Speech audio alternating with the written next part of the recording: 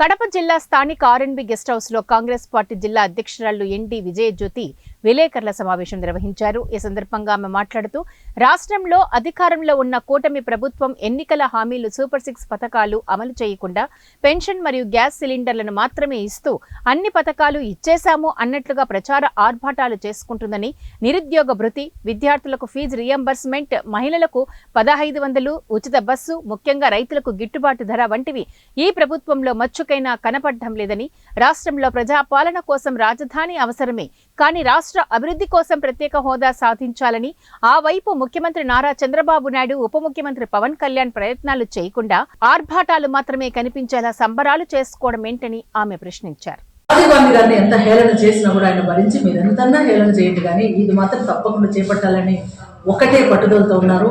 వారి మాట ప్రకారము కులగణన చేయబోతా ఉంది కేంద్ర ప్రభుత్వం.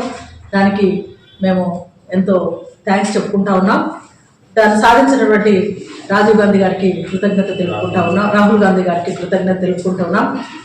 రాహుల్ గాంధీ గారు ప్రజల కోసమే పోరాడుతూ ఉన్నారు. ఒక మంచి నాయకుడు. వారి నాయకత్వంలో మేమందరం గట్టిగా ప్రజాక్షేమం కోసం కాంగ్రెస్ నాయకులంతా పనిచేయాలనే ఉద్దేశంతో ఉన్నాం.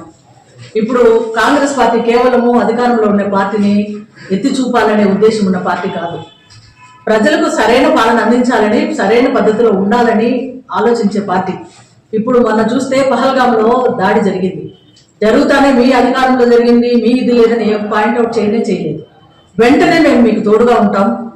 తప్పకుండా మేమందరం కలిసి భారత ప్రజల కోసం మనమంతా ఒకటే, వారి క్షేమం కోసం ఏమి మీరు చర్య తీసుకున్నా మీతో ఉంటాము, ఒక సమావేశం ఏర్పాటు చేయండి అని చెప్పేసి యూనిటీగా మేము ఉంటాము అని చెప్పేసి రాహుల్ గాంధీ గారు పిలుపునిచ్చి, ఖర్గే గారు వీళ్ళంతా మీటింగ్లో పాల్గొని భారతం మనమంతా ఒకటి, భారత ప్రజలంతా ఒకటి, వారి క్షేమం ముఖ్యం అన్నట్లు ఉండడం జరిగింది. కాబట్టి న్యాయబద్ధంగా చేసే కాంగ్రెస్ పార్టీ, ఆ పార్టీలో ప్రజల కోసము పాటుపడే వాళ్ళే నాయకులుగా ఉంటారనేది నాకు ఒక ఉద్దేశము. ఇప్పుడున్న వాళ్ళు కూడా మన పదవులు తీసుకున్న వాళ్ళు కూడా తప్పకుండా ప్రజల కోసమే పోరాడే వాళ్ళు. ఈ రకంగా ఈ ప్రోగ్రాంలు ఏర్పాటు చేస్తున్నాం కాబట్టి పబ్లిక్లోకి ఈ రకంగా వెళ్ళి